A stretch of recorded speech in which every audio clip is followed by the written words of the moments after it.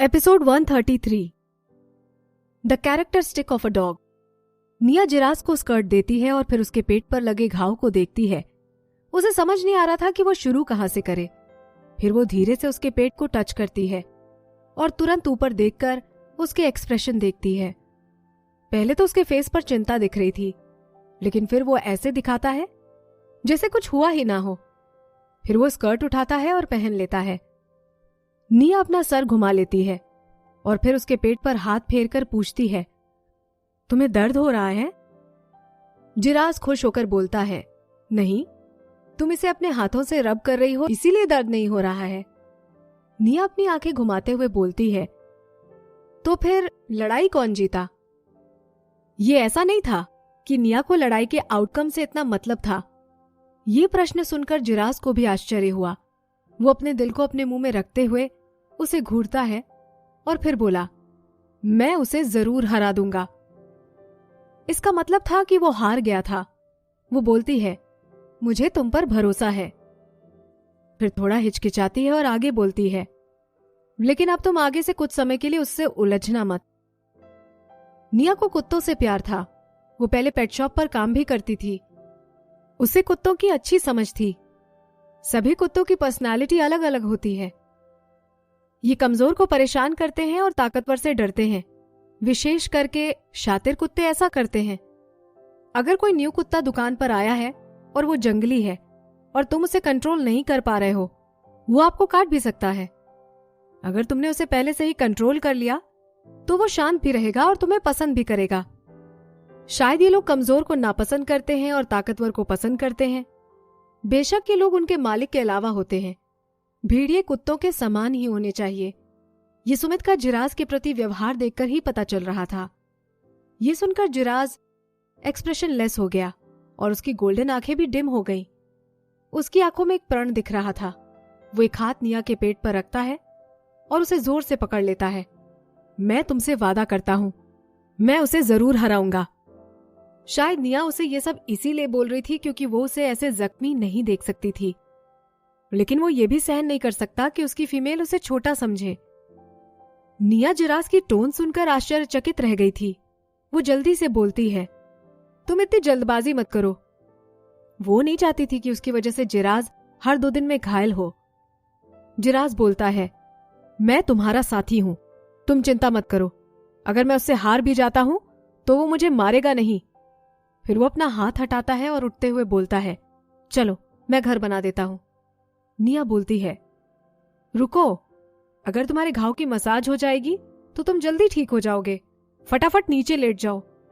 निया के कठोर निश्चय को देखकर जिरास चुपचाप उसकी बात मान लेता है और लेट जाता है। फिर जब उसकी मसाज हो गई उसके बाद ही वो वहां से निकल पाया। आज वो छोटे पंख वाले पक्षी अपने घर में आ गए थे। नागाल कुछ दिनों तक इधर उधर बहुत घूमा था, इसीलिए आने के बाद वो 2 रात और 1 दिन में ही उठा था। चट्टान के पीछे से आवाजें आ रही थी। बारिश की तेज आवाज के बीच उसकी आवाज इतनी जोर से नहीं आ रही थी। एक लाल और काला सांप वहां से निकला। फिर वो अपनी जबान बाहर निकालता है और पता कर लेता है कि वो दोनों कहाँ हैं। जिरास चट्टान को तोड़ रहा था और निया बैठकर एनिमल स्किन को सी रही थी। निया को तुरंत एहसास हो जाता है कि कोई उसे घूर रहा है। फिर उसकी नजर तुरंत ही दरवाजे पर जाती है। नागाल वहीं रुक जाता है। निया उसे देखकर मुस्कुराते हुए बोलती है, तुम उठ गए? फिर जब उसका बोलना खत्म होता है तो उसे याद आता है कि उस दिन क्या हुआ था। वो अपनी खुशी छुपाने की कोशिश करती है। नागाल रेंगते हुए मेन रूम में आ जाता है। निया ठान लेती है कि उसे नागाल की तरफ नहीं देखना है। वो जिराज की तरफ देखकर बोलती है, जिराज, बहुत लेट हो रहा है, चलो खाने के लिए कुछ बनाते हैं। जिराज बोलता है, ठीक है चलो। फिर वो एक और बार चट्टान को मारता है। फिर अपने औजार को नीचे रखकर वो अपना पसीना साफ करता है। फिर पूछता है, तुम क्या खाना पसंद करोगी? वो बोलती है, फिश। ये बोलते हुए इसके चेहरे पर पूर्वानुमान का भाव था। जिरास को तुरंत ही समझ में आ गया था कि निया उस नागाल को स्टीम्ड फिश टेस्ट करवाना चाहती है।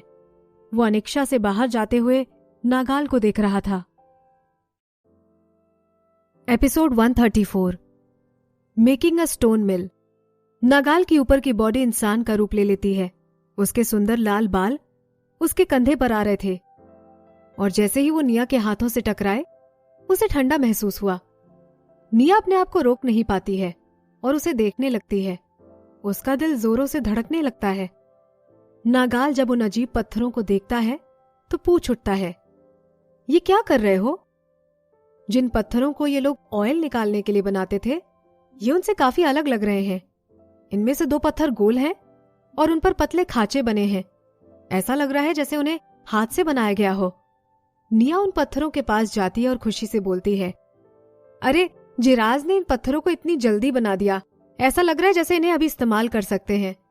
नागाल का माथा ठनक जाता है। उसकी लाल आंखों में कंफ्यूजन दिख रहा था।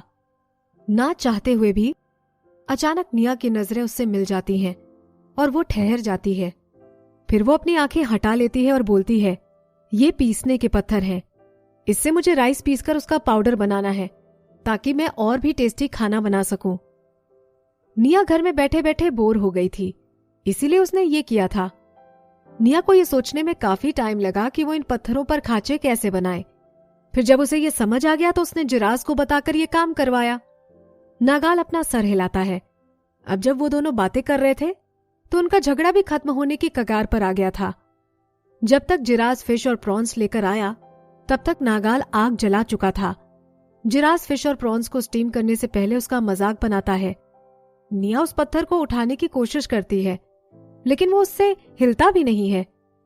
वो बहुत परेशानी के बाद बोलती है, नागाल इसे उठाने में मेरी मदद करो। नागाल जाकर आसानी से उसे उठाकर बोलता है, इसे कहाँ रखना है?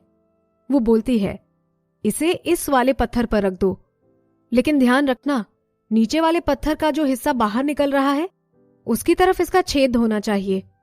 जैसा निया बोलती है नागाल वैसा ही करता है। अब जब स्टोन मिल बन गई थी तो निया उस होल में एक हैंडल डाल देती है और फिर उसे फिक्स करने के लिए उसे ठोक देती है। अब स्टोन मिल पूरी तरह से तैयार हो गई थी और वो असली मिल जैसी लग रही थी। स्टोन मिल के नीचे एक ट्रैक था। राइस पहले पत्थरों के बीच में जाता है और फिर ट्रैक में और एग्जिट से बाहर हो जाता है।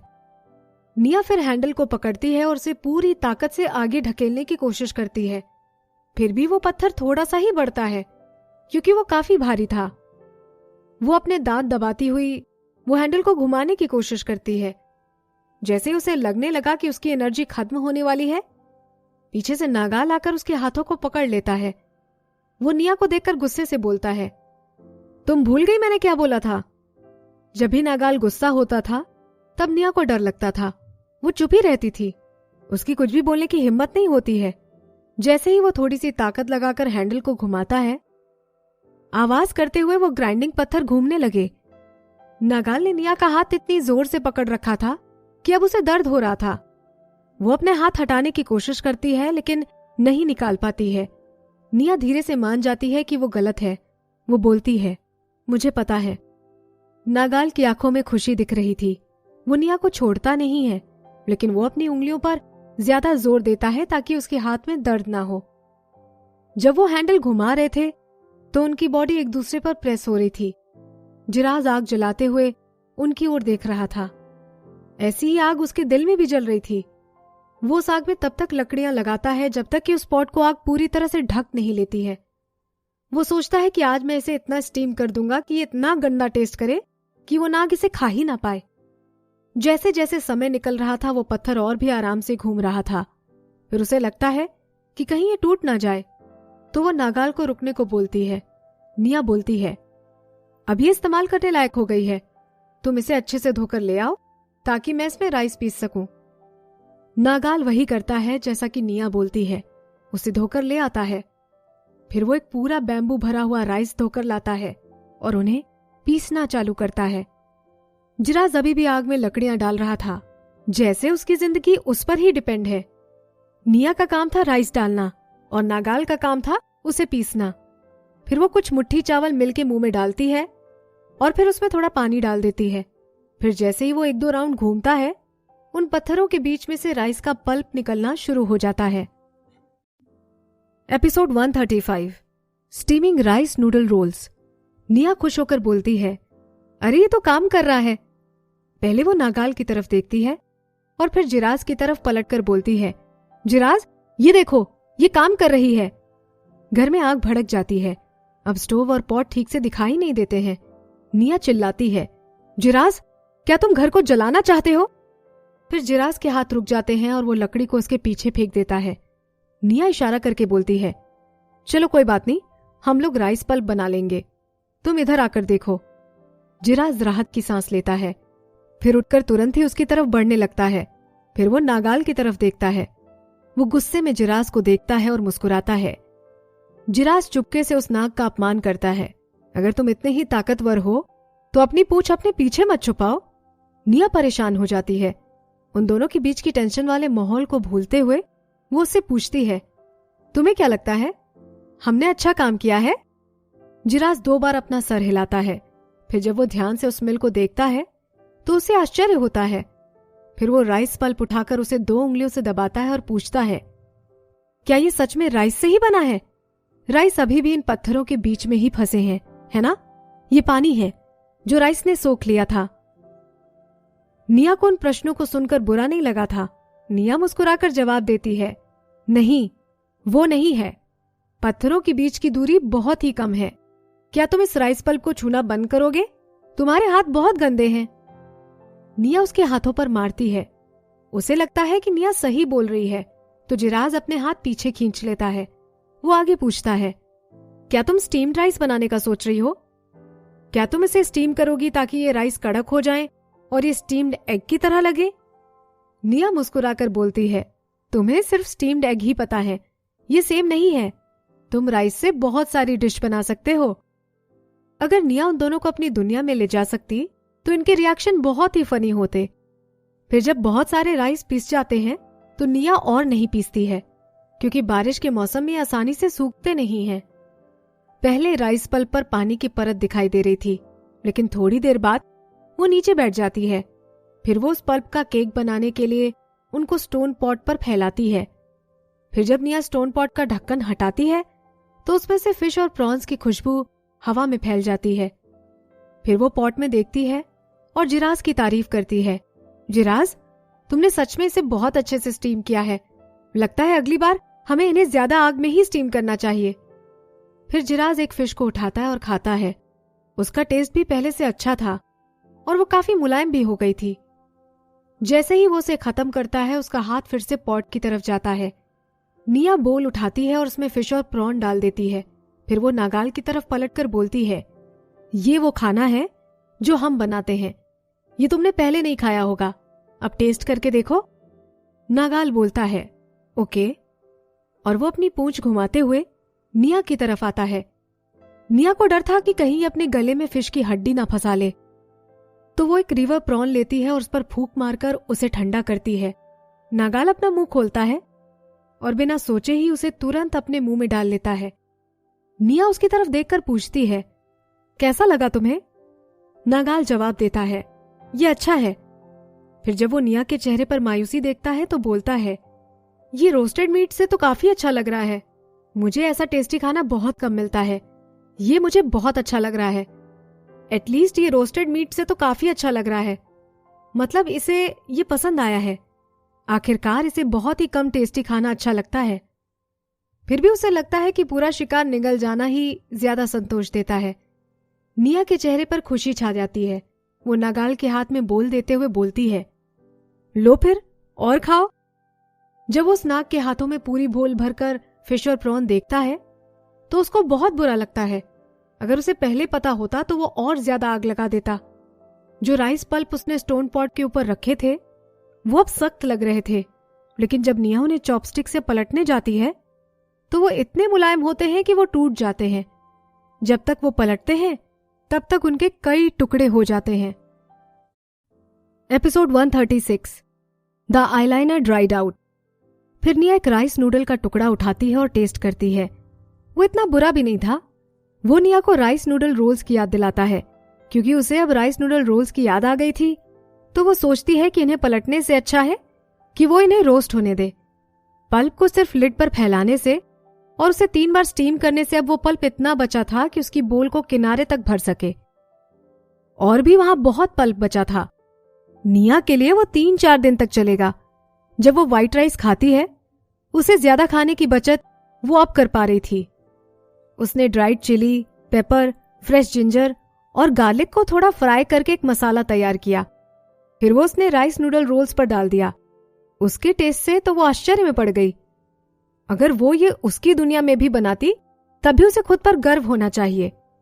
वो अपनी बोल उठाकर खड़ी होकर बोलती है, ये बहुत अच्छा है, तुम लोगों को भी ट्राई करना चाहिए। नागाल उस लाल खाने को देखकर मुंह बनाता है। उसकी जीभ उसके मुंह में बिना रुके चल रही थी।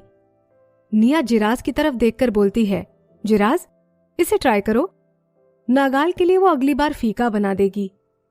जिराज शर्माते हुए निया की तरफ दौड़ता है और बोलता है, ओके। उसने सिर्फ थोड़े से ही राइस खाए क्योंकि वो ज्यादा राइस सहन नहीं कर सकता था। वो मांसाहारी जानवर था, इसीलिए उसको शाकाहारी खाना उतना अच्छा नहीं लगता था। जिराज बोलता है, ये अच्छा बना है, लेकिन अगर इसके साथ मीट होता तो ये और भी ज्यादा टेस्टी लगता। निया को बुरा लगता है कि इन दोनों आदमियों को राइस खाना अच्छा नहीं लगता है। उसको भरोसा है कि वो फ्यूचर में और भी अच्छा खाना बना सकती है। निया बोल में रखे खाने को पोक करते हुए बोलती है, मैं अगली बार तुम्हारे लिए मीट स्लाइस बनाऊंगी। जिराज 2 बार अपना सर हिलाते हुए बोलता है, ओके ओके। 7-8 दिन लगातार बारिश होने के बाद अब आसमान साफ हो गया था। नदी में पानी इतना भर गया था कि अब वो बाहर निकलकर सड़कों पे आने लगा था। लॉबस्टर्स, पानी वाले सांप और दूसरे जानवर फ्लोर पर बिखर गए थे। बाहर लॉबस्टर्स को देखकर निया की आंखें चमक जाती हैं। उसके दिमाग में स्टीम्ड प्रॉन्स आने लगे। वो दौड़कर बेडरूम में जाती है और अपने स्नीकर्स पहन लेती है। फिर अपने मेकअप बॉक्स से मेकअप निकालती है। जिराज दरवाजे पे खड़ा होकर घुर घुर की आवाज कर रहा था। निया बोलती है, मैं बोरियत से मर रही हूं, अब मुझे बाहर जाकर खेलना है। वहां पहाड़ों पर वुडियर्स और मशरूम हैं। पहाड़ों पर चलते हैं और लॉबस्टर्स को पकड़कर खेलेंगे। जब निया वुडियर्स और मशरूम की बातें करती है तो नागाल को वो दिन याद आ जाते हैं जब वो उसके साथ अकेली रहती थी। वो धीरे धीरे निया के पास जाकर उसकी कमर पकड़कर गले लगा लेता है। वो बोलता है, मैं भी तुम्हारे साथ चलूंगा। जिराज भी कूदकर बोलता है, मैं भी आऊंगा। फिर वो इंसान का रूप ले लेता है। फिर वो दौड़ते हुए वुडन बॉक्स के पास आ जाता है और अपने कपड़ों के लिए छानबीन करने लगता है। निया अपने लिक्विड आईलाइनर का ढक्कन खोलती है और कांच में देखकर अपने मुंह पर डॉट्स लगाती है, लेकिन उसके चेहरे पर वो डॉट्स बहुत ही कम दिखाई देते हैं। निया चौंक जाती है, हे भगवान, मेरा आईलाइनर सूख गया है। ये शायद इसीलिए क्योंकि मैंने पहले इसका ढक्कन ठीक से नहीं लगाया था। मेरी किस्मत ही खराब है। जिराज पूरे कपड़े पहनकर आता है और बोलता है, निया, तुम तैयार हो? उसका साफ चेहरा देखकर वो निया को जल्दी करने का बोलता है। जल्दी से अपने चेहरे पर डॉट्स लगा लो। निया रोना चाहती थी, लेकिन उसके आंसू नहीं निकल रहे थे। वो चिल्लाती है, इसकी इंक सूख गई है। फिर पीछे से नागाल की आवाज सुनाई देती है। उसकी चेस्ट पर वाइब्रेशन हो रहा था। नागाल निया की चिन को उठाने उसके पास पहुंच जाता है और उसे फोर्स करता है कि वो पीछे मुड़े और अपना चेहरा दिखाए। फिर वो मुस्कुराकर बोलता है, ये झाइयों की तरह नहीं लग रहे हैं, तुम ऐसे भी बाहर चल सकती हो। निया नागाल की तरफ देखकर कुछ सोचती है। उसे अभी भी ठीक नहीं लग रहा था। वो बोलती है, मुझे लगता है मुझे नहीं जाना चाहिए, मुझे डर लग रहा है। जिराज को भी यही लगता है। उसमें नागाल जितना आत्मविश्वास नहीं था क्योंकि वो अभी छोटा था और उसे पता था कि पशुनगर में ऐसे कई लोग हैं जो उसे हरा सकते थे। नागाल फिर मुस्कुराकर बोलता है, जब तक मैं तुम्हारे साथ हूं तुम्हें डरने की कोई जरूरत नहीं है। तुम सबसे हमेशा के लिए भी छुपकर नहीं रह सकती हो, है ना? और अगर तुम्हें कोई आदमी पसंद आ जाता है तो मैं पक्का ध्यान रखूंगा कि वो दोबारा तुम्हारे सामने ना आ पाए। निया फ्रोज हो जाती है। वो धीरे से आंख घुमाकर जिराज की तरफ देखती है।